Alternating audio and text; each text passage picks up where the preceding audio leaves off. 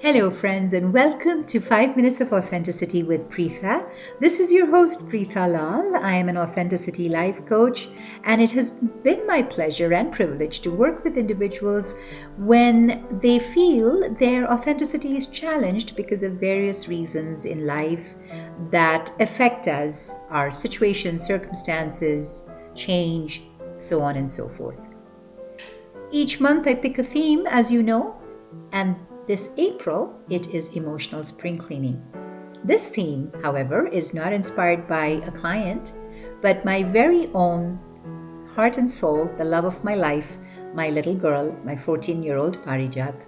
She faced her first true heartbreak from a friend. She faced her first betrayal, probably her first encounter with learning that all friendships don't last. This binder is a beautiful analogy and a reminder, not just for her, but for me as well, which is why I decided to share this and the series this month.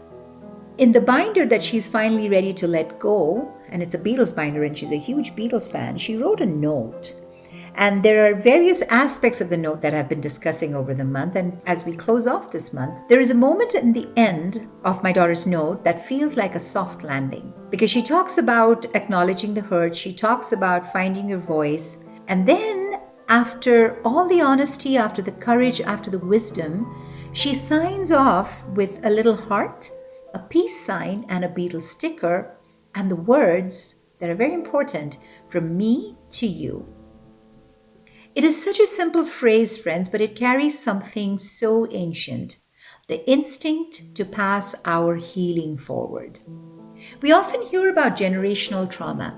We hear about generational trauma that is passed from generation to generation, and the glass keeps getting muddied.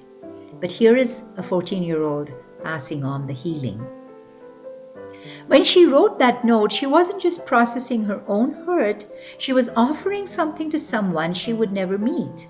We are going to drop off that folder in a donation place, and some perfect stranger will probably pick it up. But she was so clear about writing this note because she wanted that future recipient to know what she went through.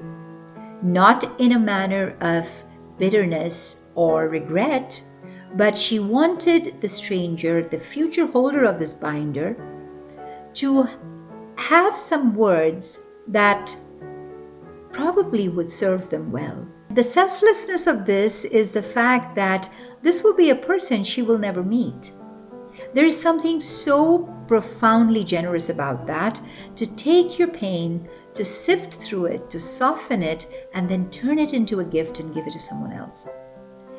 That is emotional spring cleaning in its most beautiful and complete sense.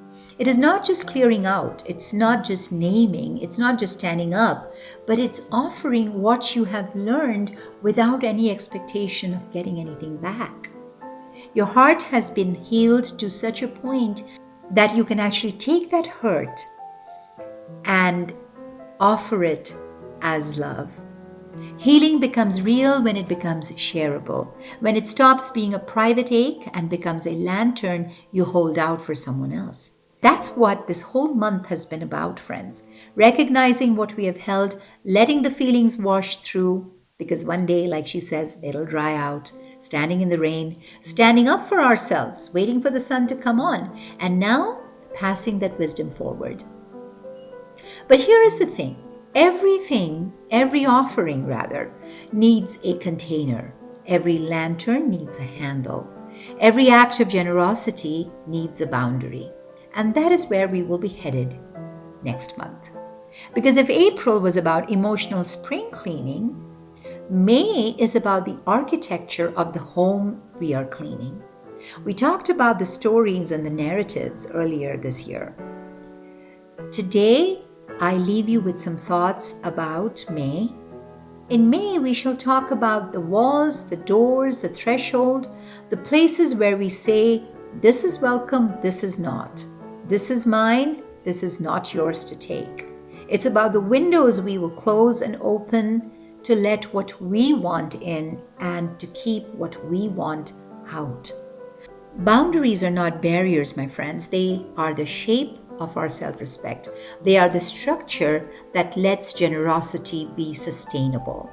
They are what allow us to say, from me to you, without losing ourselves in the giving. The simple phrase by Pari distinguishes and lays such a clear line in the sand that this is what I went through, this is what I'm offering to you. You do what you want with it. So, as we close off April, friends, I want you to think about one piece of wisdom you have earned, something you could offer someone else, even quietly, maybe even anonymously, like my daughter. And next month, we will talk about how to protect the heart that offers it. A dear friend of mine told me long ago when I was in college, and I hold that counsel very dear to me. She said, Pritha, at all costs, protect your heart. We will talk about that more next time. From me to you, with all of my love. I will see you in May.